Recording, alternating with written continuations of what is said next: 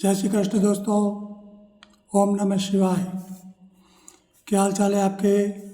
आशा आप सभी कुशल मंगल होंगे और ईश्वर से एक कामना है भगवान शिव भोलेनाथ से कि आप हमेशा सुखी रहे, खुश रहे दोस्तों, और आपकी सभी मनोकामनाएं भगवान भोलेनाथ शिव शंकर हमेशा पूरी करें दोस्तों। कल महाशिवरात्रि का पर्व है, तो अभी इस पर्व पर एक ऐसा पर्व है दोस्तों कि जो भी लोग इस भौतिक संसार में किसी भी प्रकार के कष्ट और दुखों से ग्रसित हैं, तो उनको यदि शिव की आराधना करने से उनकी सभी प्रकार की मनोकामनाएं और उनकी इच्छाएं जो अधूरी रह चुकी हैं उनकी पूर्ति हो सकती है। क्योंकि शिव जी एक ऐसे देवता है जिनको हम महादेव बोलते हैं, मतलब देवों के देव महादेव जिन्हें कहा जाता है, और वो स्वभाव से इतने भोले हैं कि उनको कोई भी एक थोड़ी सी नाम मात्र की पूजा से भी उनको प्रसन्न कर सकता है।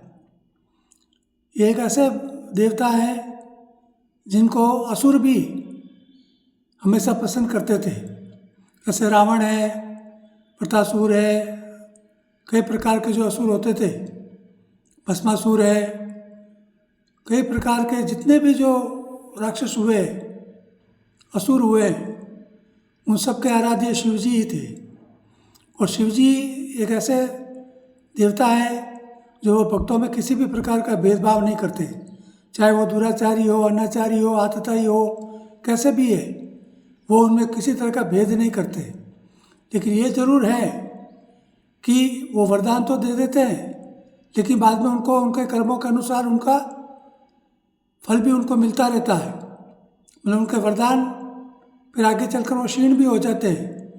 इसलिए सबसे पहले तो शिव पूजा या उनका कोई भी उनकी आराधना करे तो निर्मल मन से और पूर्ण भाव से करनी चाहिए, ताकि उनकी जो कृपा है भगवान शिव की वो हमेशा के लिए हमें मिलती रहे।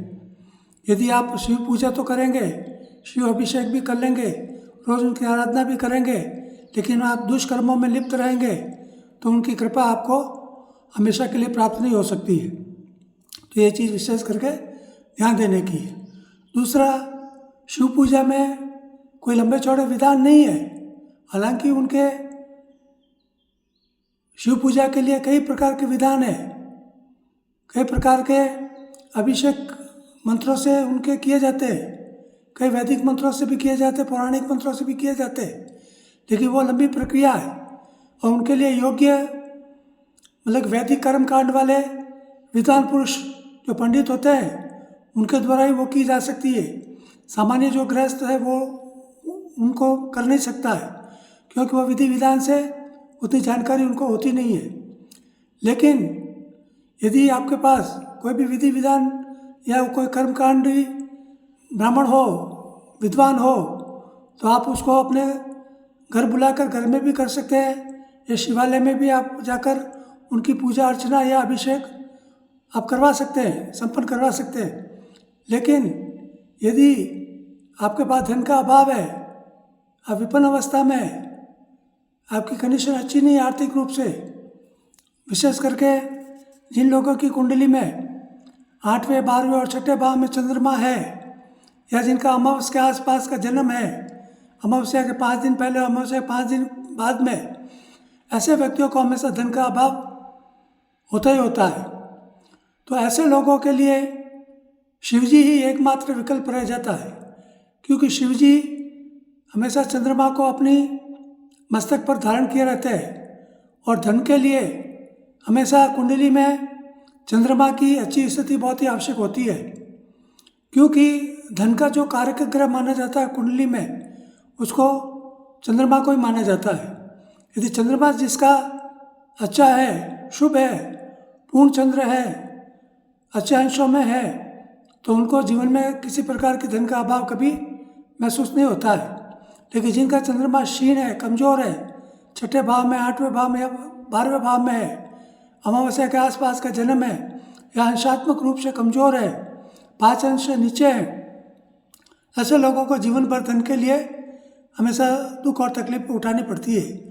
उनके जीवन में हमेशा धन का अभाव बना रहता है किसी न किसी कारण से, चाहे वो कितना भी कमावे, लाखों कमावे, चाहे करोड़ों कमावे, लेकिन फिर भी उनकी मतलब कि वो पूर्ति हो नहीं पाती, उनको फिर भी धन का अभाव उनके पास रहता ही रहता है।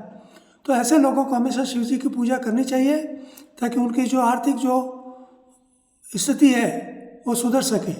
इसके अलावा भी यदि धन अभाव के अलावा भी यदि आप सर्व प्रकार से सुखी है, संपन्न है, लेकिन और भी कई जीवन में समस्याएं होती है जो सामाजिक है, आर्थिक है, मनोभाव की है, या और भी किसी तरह की जैसे कानूनी है वगैरह है, कई प्रकार की समस्याएं जीवन में आती रहती है। तो शिव जी की आराधना से हम उन सभी मतलब कि जो हमारी जो समस्याएं हैं उनसे हम मुक्ति पा सकते हैं। अब मेरे सामने एक ये जो चार्ट लगाया हुआ है, आप इसको अच्छी तरह पढ़ भी सकते हैं और उसके अनुसार आप उसकी पूजा भी कर सकते हैं। मैंने स्पष्ट रूप से सब लिख दिया है, लेकिन फिर भी मैं थोड़ा संक्षेप में आपको इसके बारे में मैं आपको समझा देता हूँ। यदि आप संपन्न है, सुखी है, संपन्न है, आपके पास किसी तरह का धन की अभाव नहीं है, तो आप शिव जी का अभिषेक करिए, रुद्राष्टकम से करिए या और भी कई शिव मंत्रों से करिए।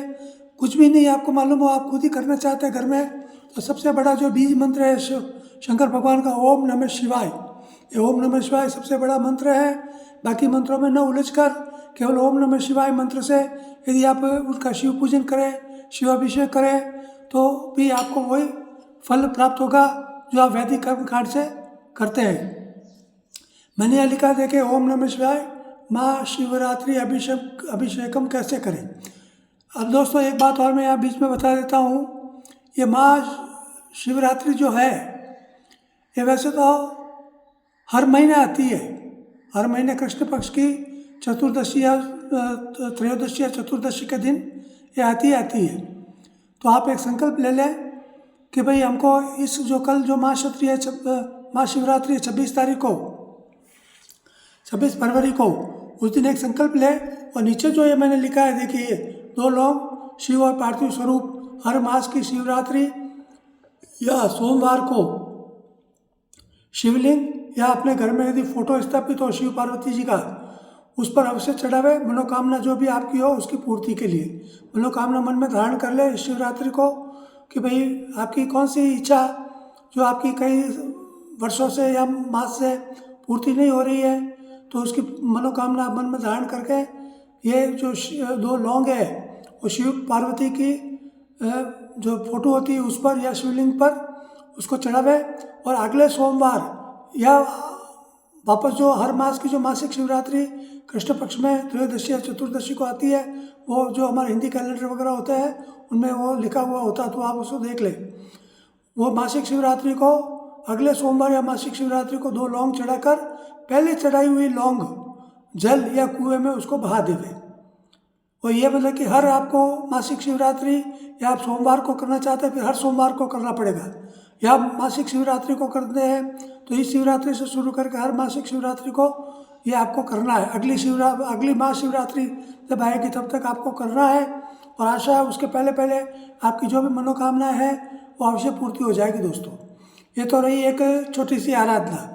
ओम नमः शिवाय का जो जाप है वो रोज़ एक माला 108 मनके की जो माला होती है, चाहे रुद्राक्ष की हो, चाहे चंदन की हो, या करमाला जो हाथ की उंगलियों से गिनी जाती है उससे भी आप कर सकते हैं।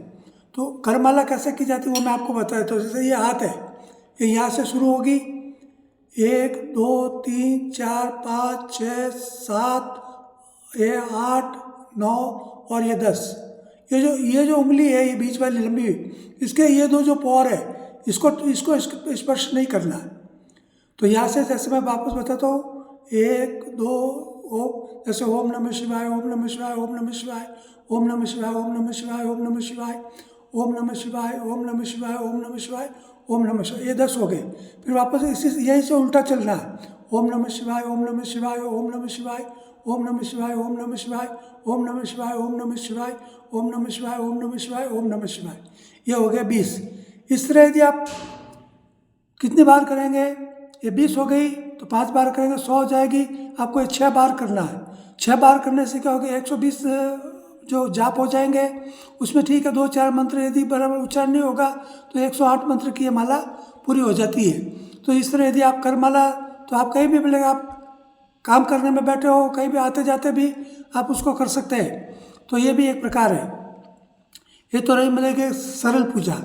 अब दोस्तों यदि आपके पास धन का अभाव नहीं है, ये सब चीज़ें यदि आप जुटा सकते हैं तो ये सभी जो चीज़ें यहाँ पे लिखी है देखिए ग्रीन स्याही में, तो ये सब चीज़ें भी आपकी पूर्ति यदि करनी है तो ये जैसे सबसे पहले तो आप जल से अभिषेक भी कर सकते हैं। ये जरूरी नहीं कि सब चीज़ों से ही करें, जो भी चीज़ें आपके पास हो उनसे भी आप कर सकते हैं। ऐसा नहीं कि ये जो 11 पॉइंट मैंने दिए इनमें कई चीज़ें लिखी हुई है, जरूरी नहीं कि इन सबसे ही आपको करनी है। यदि आपके पास यदि संभव है तो इन सबसे कीजिए, कोई तकलीफ नहीं है। लेकिन इसके अलावा भी यदि मान लें केवल आपके पास आप अभावग्रस्त है, आप जल से ही करना चाहते हैं तो नियमित रूप से जल से अभिषेक कीजिए। फिर यदि दूध है आपके पास तो दूध से भी अभिषेक करिए। फिर बिल्व पत्र यदि मिल जाए आपके आसपास उससे करिए। फिर अर्घ्य पुष्प, जो आग के पुष्प होते हैं, अर्घ्य पुष्प जो शिव जी को प्रिय माने जाते हैं, और अक्षत जो चावल होते हैं, चावल भी मतलब कि अवश्य चढ़ाने चाहिए, क्योंकि चावल जो है ये मतलब कि सभी प्रकार के द्रव्यों में काम आता है। यदि आपके पास कोई चीज़ नहीं है तो केवल जल और अक्षत से भी यदि आप उसका अभिषेक कर लेंगे तो इन सभी चीज़ों की पूर्ति उससे हो जाती है, ऐसा माना जाता है। फिर मान लिया आपके आसपास धतूरा है, धतूरा के जो पुष्प होते हैं, धतूरा जो कांटे वाला जो फल आता है धतूरे का, वो और उसके पुष्प, इससे भी आप अभिषेक करें। फिर विजिया जो भांग है, भांग यदि आपके पास है शुद्ध भांग लाकर उससे भी आप कर सकते हैं। फिर वो चंदन और केसर है, इससे भी कर सकते हैं। फिर शहद है, शक्कर और दही, इससे भी आप कर सकते हैं। फिर ये जैसे घृत है, घी, और इक्षु रस जो गन्ना होता है, गन्ना रस होता है, उसे भी आप कर सकते हैं। फिर लौंग, इलायची, सुपारी और पान, इसे भी आप कर सकते हैं। फिर जैसे यज्ञ पर जो जनेऊ जो हम पुरुष धारण करते हैं वो भी उनको अर्पण करनी चाहिए। फिर जैसे मुद्रा है ना, रुपए, यदि हम उनको मुद्रा अर्पण करते हैं तो वापस हमें उसके बदले में वापस हमें मुद्रा प्राप्त होगी, हमारा अर्थ अभाव जो है वो खत्म हो जाएगा। इसके अलावा जो दीप है, धूप है, ये तो करने ही करने हैं, और प्रसाद भी चढ़ाना ही है।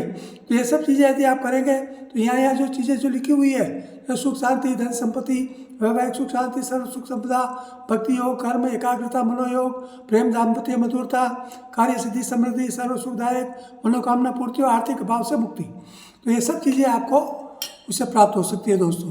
तो कल बहुत ही अच्छा पावन पर्व है, 26 तारीख को महाशिवरात्रि का। ये करें, एक व्रत आप धारण करें और जितना भी आप कर सके वो करें। कुछ भी नहीं कर सकते हैं, आपके पास किसी तरह का तकलीफ है, अभाव है, तो केवल ओम नमः शिवाय जल से, दूध से और जो चावल है, इन्हीं से आप 108 मंत्र बोलते हुए उनका शिव जी का अभिषेक कर दें, तो अभी भगवान भोलेनाथ आपकी सभी मनोकामनाएं पूरी करेंगे। जो कि आपके अटके हुए काम है वो भी आपके पूरे हो सकते हैं दोस्तों। तो इन चीज़ों का आप पालन करेंगे तो आशा है कि भगवान शंकर आपकी सभी मनोकामनाएं पूरी करेंगे।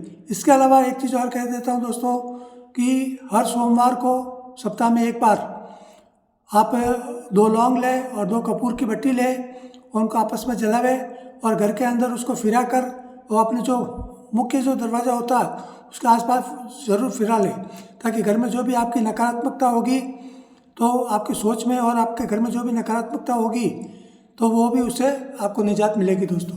तो आज के लिए केवल इतना ही। धन्यवाद। ओम नमः शिवाय।